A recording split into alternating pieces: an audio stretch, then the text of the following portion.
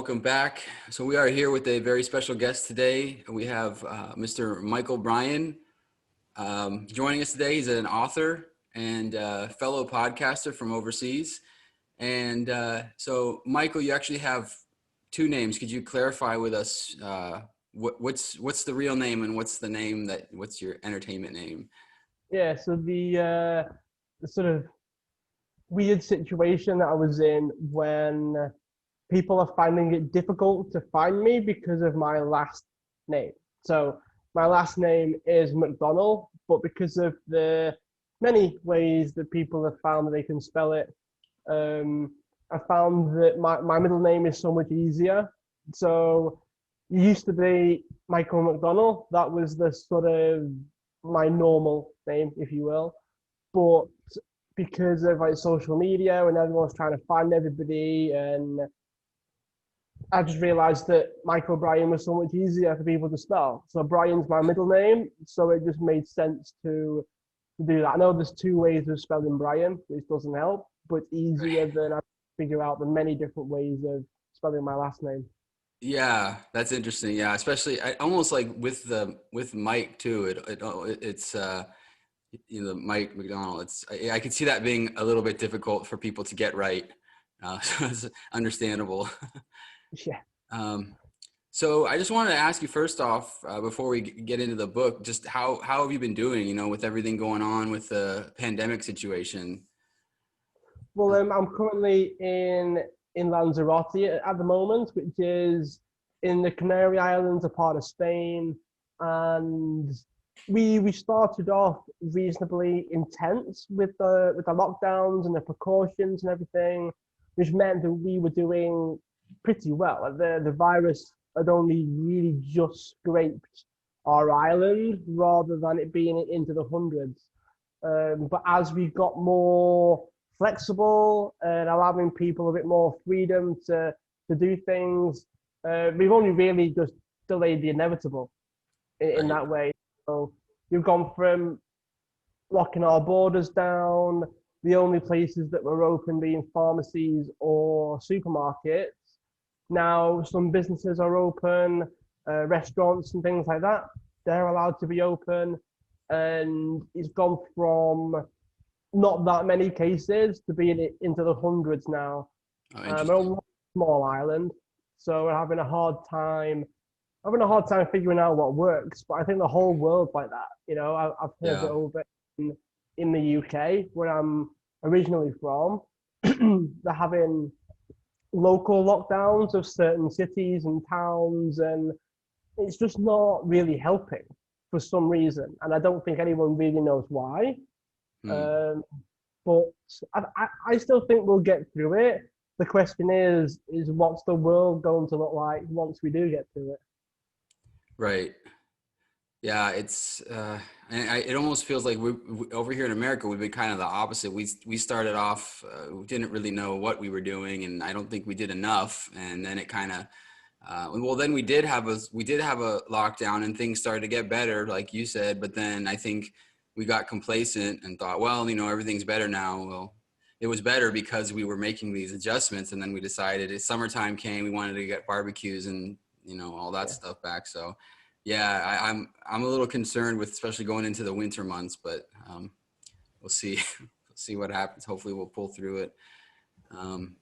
Yeah, that's the real concern, isn't it? In that we're wanting to live and just live our lives, I guess, and with the fatality rate not being comparable with a lot of other pandemics and conditions and diseases that are out there. I understand it, I get it, but I'm on the list of people that would struggle if they caught the virus. So one of the issues that I'm seeing is there's a lot of debate about the sort of philosophy of it. Like, do we sacrifice the happiness of the many, if you will, for the sake of the few? And is the sacrifice and the freedom worth it? And there's too much debate around it, I guess, because ultimately you're placing the value of one life over another either way. You know, either way, someone somewhere is valuing a particular kind of life over another. You know, people want barbecues and parties, and it's like, well, if you're not prepared to sacrifice that, even for the short term, then it's going to be difficult. There's no other way of slicing it. Like, you can't have one without the other, because the virus is a real thing, and some people, I guess, just don't want to sacrifice certain things like parties, but that's how it spreads. So you've got to accept it's going to increase if you're not doing the things that will stop it from increasing, if that makes sense. Yeah, for sure. You've got a very diplomatic way of kind of explaining both sides too, because you are acknowledging that there's sort of a sacrifice in a sense that needs to be made, but I think also my thought on it would be it's a different kind of sacrifice, obviously, having to give up barbecues or camping for a little while versus giving up your life entirely. But as you said, there are people who have different perspectives on that. I'm glad you brought up your health issues as well. That's kind of a good segue. I was going to preface it by saying to the extent that you're comfortable, could you talk just a little bit about the different, I guess I know you've got a couple things going on, sort of how that has shaped where you are today, and also how that affected your growing up in a sense, again, to the extent that you're comfortable. Yeah, sure. Well, when I was about 2 months old, I was diagnosed with cystic fibrosis, which affects my lungs and my digestive system mostly, but it affects everything. It affects my entire body for the most part. And it makes me sort of tireder, I guess, and my lungs can struggle sometimes.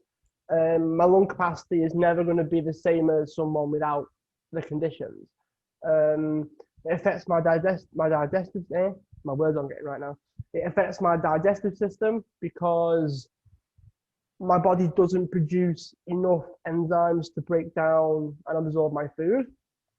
So that can affect how much I need to eat to feel full, or how much I need to eat. So when I was growing up, I had to have like a high calorie diet. So it was like fats and chocolates, and just to get the energy in, just to get the calories in, because I couldn't. My body just wasn't absorbing everything that I was eating. So that was a weird situation whereby my parents were like, just feed him, give him whatever it was.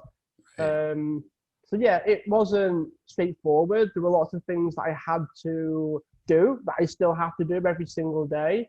When I was little, it doesn't lend itself over to a social life because I had like a lot of medicine to take. I had treatments to take, physio twice a day.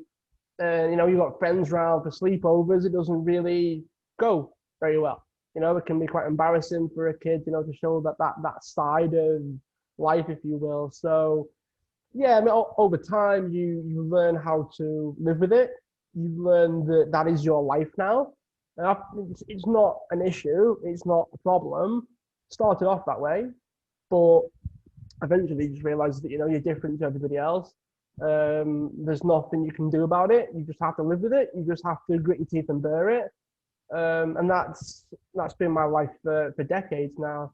But how it sort of shaped me is eventually you get used to your own company. Eventually you get okay with being alone because in essence you don't have an awful lot of choice. Mm-hmm. That did lend itself over to me being quiet when I was in high school. I was bullied because of it, because I didn't really stand up for myself, so I was an easy target for some people. That's just the way it was. It never got physical, but there was always that potential of it every day. You never know what could be said or what could happen, or it was always that trying to prevent it by not being social because you never knew what was going to happen. You never knew what was going to be said. So would I really want to put myself in that situation? No. And when you're a child and your life is so much more straightforward, and when you're an adult, you realize how complicated some situations can be. But when you're a kid, it's very black and white. It's very straightforward, very simple. It was like, well, I just won't do that anymore. I just won't do this, or I just won't do that. And that meant like talking to new people. That meant getting involved in conversations. That meant being in a group scenario, trying to fit in when to have conversations. Like it's easy on a one-to-one basis, but in a group of 4 or 3 or 4, it's like, when do I speak? I spend a lot of time thinking about what to say and when to say it rather than Right. just saying it. And it just made everything that little bit harder. And as soon as I realized that that wasn't helpful, as soon as I realized that when when you want to do something that's, I guess, bigger than yourself to a certain degree, and you realize that, me being so quiet just isn't going to help with that anymore. And that's when things had to change. Not that I wanted them to change, because to a certain extent, I still have my moments, even now, where I have to shut off from the rest of the world and I have to just go walk somewhere alone, or just turn all the screens off and just lie there. I have moments when I have to do that in order to do things like this. In order to do things like this, I have days when I don't really look at anything apart from my phone. I have days when I spend all morning like exercising, walking, eating, a lot of stuff just to pass the time essentially, because sometimes you get a lot of value from your time alone. And some people hate that. But I guess, learned to be okay with that. And eventually it just becomes a big part of who you are as a person and how you can function. Yeah, absolutely. Yeah, I can relate to the needing to get away sometimes, and I've struggled with social anxiety throughout my life as well, and I'm kind of in the same boat in the sense of like this outlet here being it's kind of like both a gift and a curse, especially during this time that we're in right now with the pandemic. There is so much isolation anyway. It's kind of like my sort of my portal to the outside world in a sense. Um, but I'm also interested in how uh, you know obviously you went through a kind of a, I don't know if you would call it a struggle, but a journey in your growing up to, like you said, to come to terms with how you're different from everybody else, and you kind of had to find that inner strength, if you will. But also from just kind of learning about you over the last few months, it looks like you're also very involved in motivating and mentoring other people into finding that motivation within themselves. When did that happen for you, and how exactly? Because obviously, you had to come to a certain point in yourself, and then you decided, I'm going to take it the next step and help other people. Yeah, I mean, I've always been a bit of a helper, from as long as I can remember. I guess there's a part of me that felt, I guess, a little bit guilty because I had to take so much, everything from like doctors and parents and hospitals and medicines. I felt like there was so much that I needed to do just to get by. There's a part of me that understood, I guess, that if we didn't have to do those things, everyone's life would be so much easier. Mm. So there was an element of, not that I was a burden, although it probably did end up that way at some moments, but I felt like I had the responsibility to give back, like straight away. It was always in there, always wanting to help. My first, I guess, taste of helping people properly was as a tennis coach. So I started off as a tennis coach, realized how much I enjoyed seeing the children get better at tennis. That really locked in my brain when I was about 15 or 16, when I decided that this is what I want to do. This is how I can do it. This is how I can, get by and live a life that I'm happy with. It's about helping others. And at first it was tennis, then it became personal training. And after realizing that, when you're a personal trainer, you're also a therapist to some of your clients. And that spurred me on to sort of personal development, learning everything around health and fitness, not just the things that you're taught on the qualifications and the courses. And eventually, when my clients found out that I had the conditions and yet I was still able to do a lot of the things that I was doing, because when you've got something that makes you feel different, makes you feel like the worst in the room to a certain degree, I spent a long time trying to convince people that I was normal. I'd take my medicines like in the toilet, you know, I would go away and I would do it, I would come back, and everyone thought I just went to the toilet. Great, happy days. Everyone thought it was the same as them, you know. It was that sort of deal. And one of the things that sort of made me sort of motivated to keep doing it was I wasn't the same as everybody else. I was better than everybody else. You know, Mm. when you're a tennis coach, you're kind of better than most of your clients as a tennis coach. When you're a personal trainer, you tend to be fitter or healthier, or at least appear to be that way before you can then help others. So you've got to get to a certain point, as you said, before you can then start to help other people. Right. But you know, someone with health conditions being that way in the health industry, that was a big motivator for me. It was like, look, I'm not the same as everybody else. People are coming to me for help. What? How did that happen? You know, what on earth went on for me to feel like I could turn around and go, people are coming to me for help now. This is really weird. And when that really struck home for me, that was a big motivation, because my my sort of norms, if you will, are so much lower than average.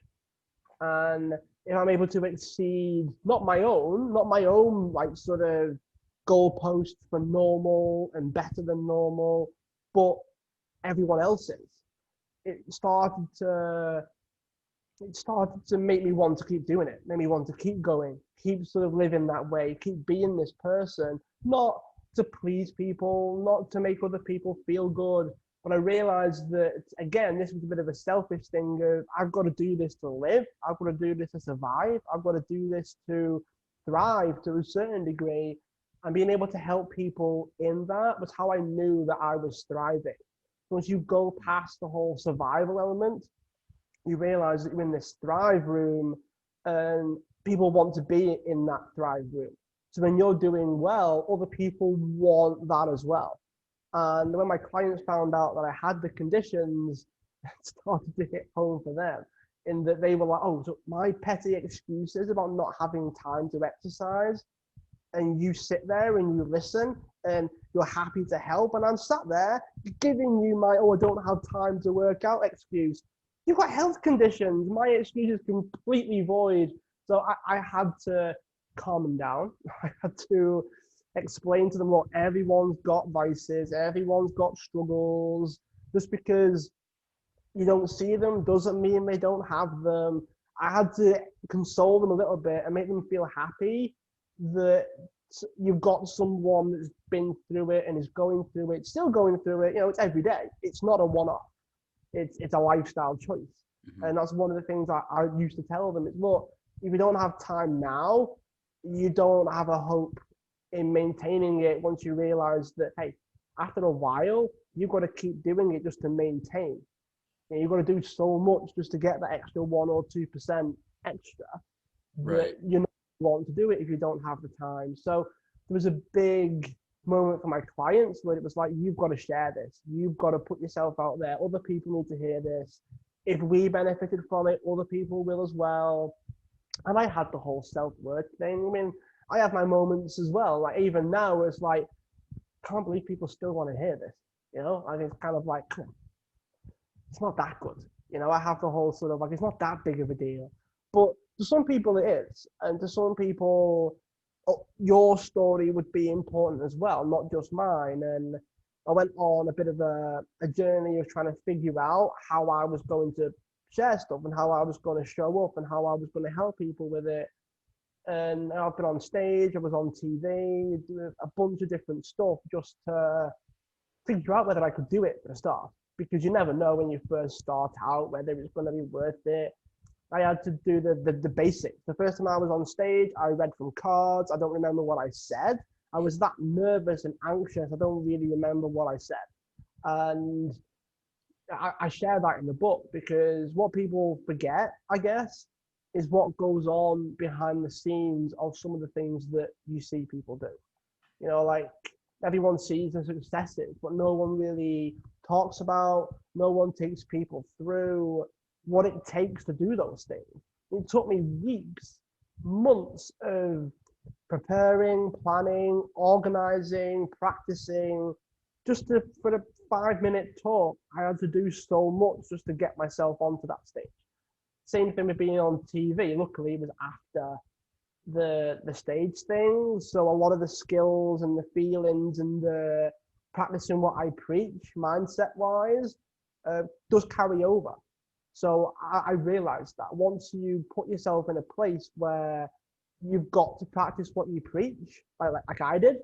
Like I was heavy into mindset. I was a mindset coach. I help people overcome their own mental barriers at the time. And I thought, what kind of coach would I be if I didn't actually go through it myself?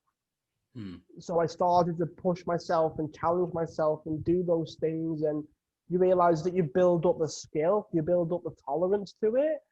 And eventually enough of it carries over in that you can just replicate it. So from stage to TV, it wasn't so bad because I'd already done something similar. And Right. it does carry over, it does make sense. But people don't share it. Not many people actually understand what it takes or know what it takes. And people that are in a similar position to me, like you imagine someone wanting to speak on stage, but they feel anxious, they feel nervous, they feel afraid, their body starts shaking. They don't know if that's okay. They don't know if they can keep going. They don't know if that's the limit. They don't know that because they've never experienced it. No one's ever shared it. And I go, look, I felt like I was shaking. I have like leg syndrome, leg syndrome. We got there. Mm-hmm. And all of that to convince myself to stand up off the chair when they called my name out. Like I had to be like, come on, it's your name. Get up, you know? So it was something that I realized that people don't share it, but people need it to be normalized, I guess. People need to know that you can feel that way and still do it. You can feel scared and worried and anxious and shaking and sweaty palms and all those things, and you can still do it. You don't have to pull away from that. You can lean into that and actually follow through and get to the end of what you say you're going to do.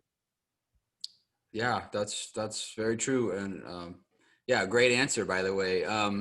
There's so much to uncover in there. One of the things that kind of stood out to me was what you said about other people kind of realizing that you have this condition and then almost feeling guilty or less than, in a sense, like, oh, well, what am I, I'm complaining about this, but also you said something that really, I think, illustrated your empathy and your true desire to help people, because you were saying, we're all on our own landscape here, in a sense. Like we only have our own personal trajectory to go off of, much like with you.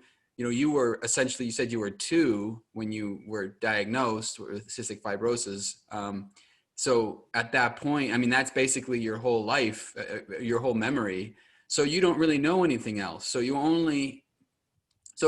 not necessarily going to say, well, other people don't have to deal with this, so it's, so they're less than me. You only have your own personal. So it's just like the person that's coming to you for help, they don't have your scope of experience. They only have what they have, their experience. And the other thing that I thought was interesting was the struggles that you talk about with like theater, getting on stage, and again, I'm not a therapist, so I can't diagnose anything, but I thought it was interesting because I've done theater before, and I like social anxiety. I think that to a large extent, a lot of the things that you talk about are, struggles, in a sense, in quotes, are just part of the human condition, and I wouldn't say, and I would never presume to say that, like, oh, well, it's not because you have this condition you were born with. Obviously that's your life, that better than anybody else. But I do think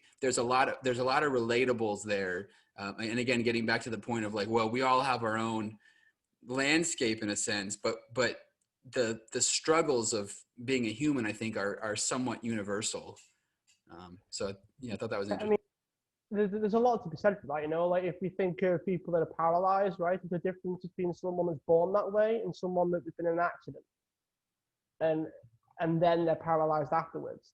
So if you're born with it, then there's a level of acceptance, and your brain's a little bit more plastic when you're younger. So there's a real sense of acceptance that happens a bit quicker. Mm-hmm. When you're born with it, and you don't have much choice. Um, when you're in an accident, and let's say you lose your legs, just to make it a bit easier to explain, and you're instantly paralyzed, you're in a wheelchair, you're doing whatever it is, that's a very different scenario. My own is I was diagnosed diabetic when I was in my early 20s, Mm. which means that, I was heavily into fitness in my 20s. I was a personal trainer. I was into CrossFit, so we did like weightlifting, powerlifting, um, circuit training, teaching classes. Like I taught spinning classes. I was doing the full. I was at like maximum convenience when it comes to health and fitness. That alongside tennis coaching, alongside a lot. And my activity level was like through the roof. I was in the gym like 3 or 4 times a day, which is more than some people get in a week. And that was and was an amazing time. I felt great, but it was so difficult for me to do a lot of different things, i.e., relate to people that can only get to the gym 3 or 4 times a week. So in that state, I had to work harder to empathize with people's struggles because I had a lot of, I guess, privileged in terms of like the situation that I was in. So I could do like 4 to 5 different workouts. I could do like your flexibility work, your strength work, your mobility work, eating well, eating enough. I could do all of that, and I could sleep, and I could. So there was a lot of like I could be in the perfect situation versus someone that had a whole lot of other responsibilities, and fitness was the luxury for them. But Mm. fitness was the lifestyle for me. That was the commodity for me, Right. and something that I had to do. So I had to learn how to empathize with people that were struggling because I was doing so well, and I built this life that meant I could live a certain way, look after myself, help others. I kind of hit my I, I've made it moment, if you will, because I was paying my bills, all that good stuff, and I felt really good. Now, where the diabetes came in was it's part of having cystic fibrosis, which means cystic fibrosis can cause you to be diabetic after a certain age. So once I was in my 20s, I did the test, if you will. The nurse was like, "Yeah, you're diabetic." I laughed. I shrugged it off. I didn't agree. I was like, "How can I be diabetic? I don't eat a lot of sugar. I train every day, multiple times a day. I skipped the session to come to the hospital this morning. But there's no way I'm diabetic. Like, can I change my diet? Can I change something just to give it a bit more of an accurate read?" And then they go, "Yeah, all right, I'll indulge you." Right? She was laughing because she knew I was wrong. Right? The thing about doctors and nurses is they know they indulge you because you need to sometimes see it for yourself. Mm. So I did it, changed my diet, up my fat, lowered my carbs, still diabetic, and they just said, "Yeah, it's how your body's addressing the carbs that you're eating. It's not that it's bad, it's that your body's not just not able to cope. There's nothing you can do about it." So to sort of place it a little bit in terms of how much that hit me, because you can imagine it already. But prior to that, I had a friend that had the same conditions. So I had a friend that had cystic fibrosis, had diabetes, and he unfortunately passed away. Oh, I'm So sorry to hear that. when that happened, I went through the whole like hate spiral. I wish I could have done more, and all those people. We all go through all that. It's the stages of grief, right? But when I was diagnosed with diabetes, alongside it was all pointless. I was doing so much. I felt like I was on cloud nine, fitness wise. I was doing the best that I could, and it wasn't good enough. My body was going to win. That was the way it was, Mm-hmm. and I had to accept certain parts of it. I had to be okay with it. I had to be okay with remodeling my entire life. Because when you're diabetic, your body is a fine balancing act when it comes to blood sugar. I can't exercise too hard because you're drained and you need to eat. And then because your blood sugar spikes because of what you've eaten, that's the result of how hard you worked in the gym. So you can do certain things that you can't do when you're diabetic. You've got to acknowledge that. You've got to be okay with that. And I had to. It was hard. It was very hard. I had to accept it. I had to be okay with it. I had to understand that despite, a lot of it not really being up to me, I couldn't control it. I still beat myself up about it. I still hated the fact that everything that I was doing still wasn't enough. Mm-hmm. And I went through a bit of a spiral regarding like, okay, well, I've got to not be in the gym all the time. I've got to regulate myself. I've got to be smarter. I've got to be aware of what's happening, and I've got to make adjustments. Okay, that just made. I just sat there and thought, I know what I'm doing. I'll just make the adjustments. I was a smart guy, very, very in tune with what health and fitness was all about. Yeah, I'll do this. I'll smash this. That's fine. But in terms of the life changes, I thought I was going to be next.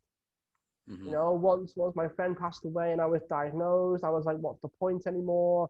Have I only got a year left? Because he was only a year older than me. He was the same age as my uncle at the time. It was like, what would I do if I only had a year left? How would I spend my time? Mm. And it's very different if you've got the sort of the short term thing, as in if someone gives you a week or two, you settle your differences, you make sure everyone that knows how you feel about them, and although you do all of that stuff, right? You go on a bit of the farewell tour when you've only got like a week or two. But when you don't really know how long you've got, when you know that you've got something that could very well speed up the process, and yeah, I'm over a year now. I'm on what's called borrowed time right now. Mm. So everything I do, I know that I'm kind of the head of the curve, if you will, at this point. And I ask myself, did I live well enough? Did I give enough? Will I matter? Will people? I actually ask myself if people would actually remember me outside of my family and close friends. And I wasn't really happy with the answers. So I changed everything. I trained differently. I ate differently. My online business started, and it allowed me to help more people, be at a bigger scale than one-to-one, which is what I was doing at the time. It was like, yeah, this is it. This is what I want to do. And this is how I want to live my life. It's how I want to be remembered, if that's even possible now, with everything being so quick. And I just felt like it wasn't enough to just play small anymore. It wasn't enough because, yeah, I have had longer than a year. But if I only had a year, I'd still want to be okay with the results. I'd still want to be okay with the outcome. I still want to be okay with the process, because if you hate the process, you're not going to do it anyway. So I went on this, not a spiral, but I went on this like line in the sand. This is it. New life, new me. You've just got to go for it. Because if you've only got this year, you've got to make it worth it. You've got to make it worth the effort.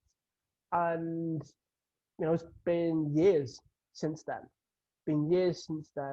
And I wouldn't want it any other way. I wouldn't want to live any differently. I wouldn't want to change anything. So everyone, what would you tell your younger self? Well, I've lived based on not wanting any regrets for as long as I can live now. As long as I can remember, I've based it on not wanting to regret anything, not wanting to leave anything on the table, not wanting anything to be, unsaid or unhelped or anything. Now, I don't want that. I don't want to be on the deathbed, whether it's 50, 60, 90, 190. I don't want to be in that position and say I should have done more. That's not what I want.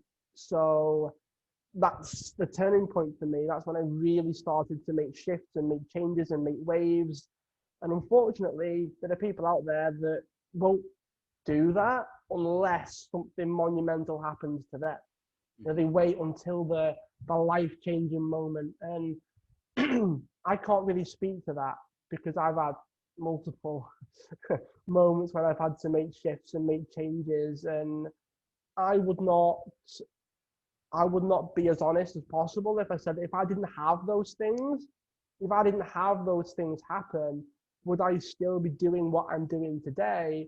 And my honest answer is I don't know. I'm not so sure I would, because I have my zero motivation days. And it's certain things that get me up in the morning, certain things that keep me going, certain things that get me through the what's the point moments. But would I still have those, and would I still be keeping on going without these conditions and without the turning points and the big moments? I honestly don't know. I'm not so sure I would, because I wouldn't have an awful lot to get me through the bad days, which, in my experience, I've needed to get through those days. Right.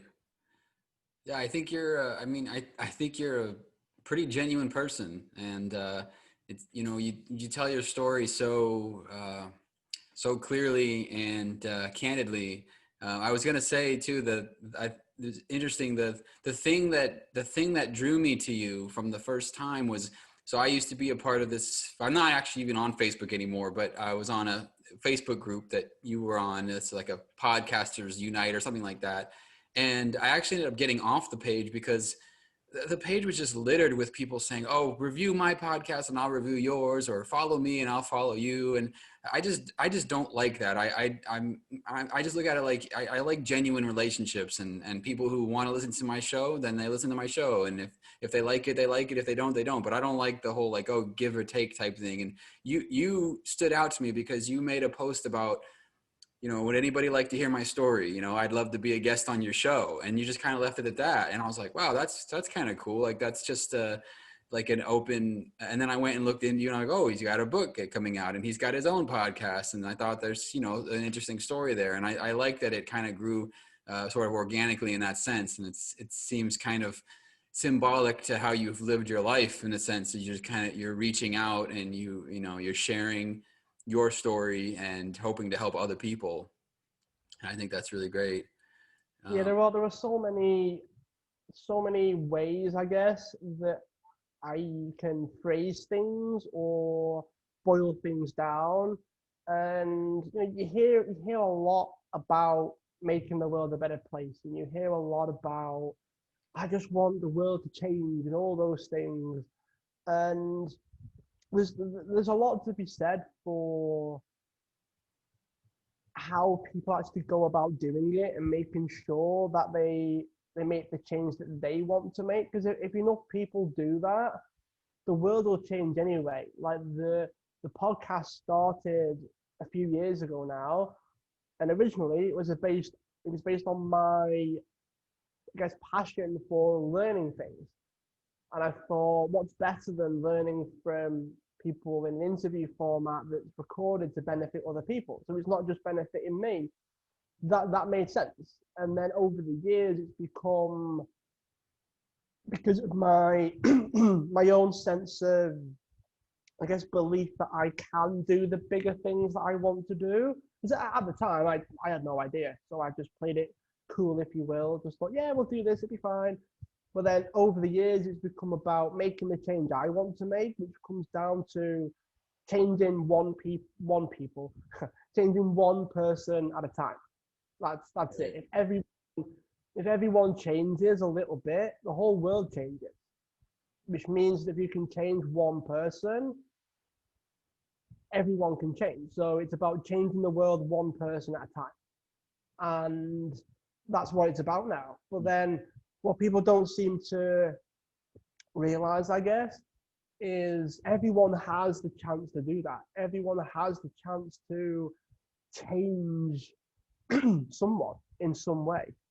And if everyone, can you imagine if everyone changed one person in a positive way mm-hmm, because of how they acted or because of the decisions they made? If everyone thought like that, the world would make a big change. right, It would completely change itself completely. There'd be a completely different way of seeing things. right. And another question that I sometimes get asked, and it's a bit cliche, it really is. I heard it about 3 or 6 months ago, and it's kind of stuck. it's kind of stuck with me because it's cliche, it's irritating. I can feel my own eye roll, if you will, when I say it. But I feel this real sense of giving more than taking.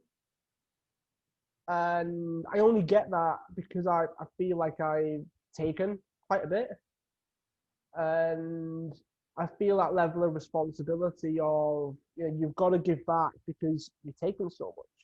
Hmm. And I don't know where that comes from because there are people out there that just do their thing, just live their life, just do whatever it is, and that's it. That's their life. They work, they do whatever it is.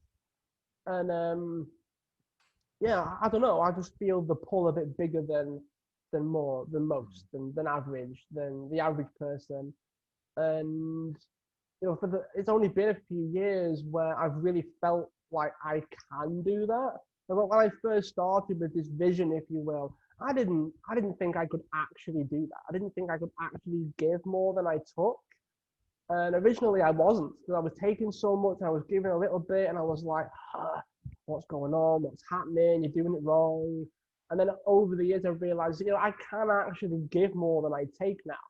Mm-hmm. And it's become being more self-reliant, I guess, being a bit more independent, not relying on people all the time. And at the same time, I'm giving more. Like the podcast is better. I'm writing the book. I'm doing a lot more. I've got events that I'm hosting, virtual ones this year and probably next year. But the plan is to go offline in the future. And it's all based on I've got an ability to give more than I take, more than I've ever had. And I feel a sense of pressure now that I never used to feel. I feel a sense of responsibility, like with great power comes great responsibility, almost that the whole Spider-Man quote. Mm-hmm. But I don't know why. I don't know where it comes from. I don't know why. I don't know. I mean, Spider-Man could have hit me more than I thought, back in the day. Mm-hmm. But I feel like people should feel that. My voice is a bit croaky, actually. Bit of a strange one. But yeah, I do feel that pull more than most people. And if you were to ask me why, I don't think I really have an answer. I think it is growing up in a way that means you've got to take more than you give. Mm-hmm. And when you're aware of that, I've always wanted to balance the scales. I've always wanted to, the whole like, if you borrow money, you pay it back. If you ask for help, you repay them. It's that real sense of repaying. And I've had that for a while. I've had that sense of like, you borrow money for this, then you repay them when you can, and you do all those things. And I've got this real sense of that with everything that I'm doing. But for the first time, I feel really, really good. It started a few years ago, but I feel really, really good because the scales are finally in my favor. And I finally feel like I'm able to give more than I take in a way that I've never had before. And that feels really good. Right.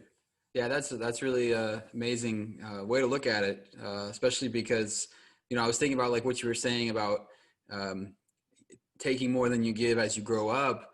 I think that you are a little hard on yourself in the sense of like, well, I grew up with this condition, and so I was such a burden to people around me. But really, all of us take more than we give as children. It really is kind of the journey of life, right? Like you grow up and you completely reliant on your parents or whoever's taking care of you, and then you transition into an adult, and eventually you become self-sufficient. Yeah, it's a great story. I have to wrap it up, but I'd like to hear you just briefly talk about the book that's coming out next month, and kind of I imagine that to a large extent it is sort of the story that you've told me. But what is the book about exactly, and what was your purpose in writing it? Well, the purpose in writing it was to give people a behind the scenes look, or like the inside the mind, if you will, of someone that's gone from being a quiet introvert kid with health conditions to doing the things like this, like being on your show, speaking on stage, being on TV, hosting my own podcast. But when I mean inside the mind, I mean, we all have insecurities. We all have things that we're scared of. We all have things that we would rather not talk about. We all have the voice inside our own heads that are trying to convince us to stay safe. And I wanted to show people how I overcame that. I wanted to show people how I got through all of that, because I didn't like being singled out. We had a fundraiser when I was little for CF, and I had to explain in front of the whole school why we were hosting the fundraiser. The teacher was up there, I was up there. Again, I mentioned like taking medicines in the toilet so that no one really saw what was happening. Mm-hmm. It went from being this little secret that I had, only a select few people even knew that I had it, to the whole school knowing. And that formed a lot of the whole, like, not wanting to be singled out, not liking to speak in public, wanting to keep to myself, stay in the shadows, all those things. And I've had a lot that I've had to overcome over the years just to be able to do this. Never mind, I'm on stage all of a sudden. Mm-hmm. So I wanted to give people that. I wanted to give people that we're introverts, are quiet, do have the insecurities. I wanted to give them hope and share that you can still do it even though you're scared. You can still do it even though your conditioning says otherwise. So that's why I wrote the book. And the title is My Introvert Journey to be Invisible. And next month, so the 19th of November, that's when it comes out, and it'll be on Amazon. Great. That's awesome. I'm looking forward to it. I'm excited for you. It's obviously a big step in your life, I think. We definitely have to do this again sometime. It's really been a pleasure getting to know you. As I said, I feel like I had the privilege to get to know you a little bit leading up to this, because, watching your other programs that I've seen you be a part of over the last few months. And then the podcast is the Ask Mike Show, right? Yeah. And that can be heard on Spotify, Anchor, or where can people hear those? It's on like Spotify, iTunes, Google, Amazon. It's everywhere. Yeah, I've really enjoyed the show. It's taken a whole new shape over the last sort of 12 months. Because again, similar to the moments when I wanted to really up my game after being diagnosed and wanting to take things up a gear.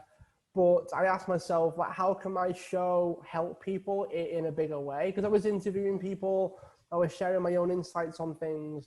But one of the things that stood out was like, well, what if I could actually answer people's questions? Mm-hmm. Like, there's a question that's being asked. Can I answer it? Yeah. Okay. Well, I've got an obligation to answer it then. So when I shifted the show to an answering questions show, I've loved it, because being able to answer questions and help people out, that's better than like just doing a show. It's a little bit different. It feels different to me. It feels like I'm more directly helping people, mm-hmm. rather than just recording a show. So that was the reason for that. Right.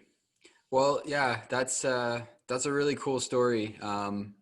I'm excited for the book to come out, and maybe after its big release, we can discuss it further.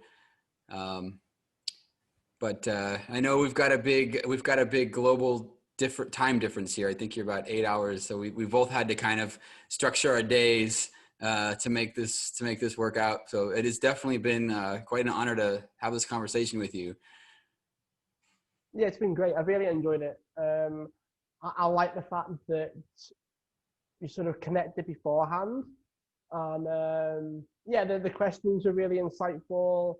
Gave me plenty of time to speak, which I know I'm becoming more and more aware that I don't really enjoy being quiet as much on interviews. I tend to keep going, but I think there's a lot to be said for your sort of style as well as a host and everything. So I really appreciate the chat, the conversation, And yeah, the more people I can help with the book, the better. I mean, I've got a waiting list that people can join. So if people want to be told when it's live so that they can get it, because it will be at a discounted rate on the launch day in terms of how much it would cost. So if people want a copy, but they don't want to pay the full price for it, then they can join a waiting list where I'll send them all of the links where they can find it on launch day, and then they can grab it before the price goes up. Oh, awesome. Okay. Well, if you want to give me that information offline, I can put that in the description of the episode as well. Yeah, sure. All right. Well, Michael, it's been a pleasure. We'll talk again soon. Yeah. Thanks for having me on, Chris. All right. Yeah, no problem. Have a great rest of your day.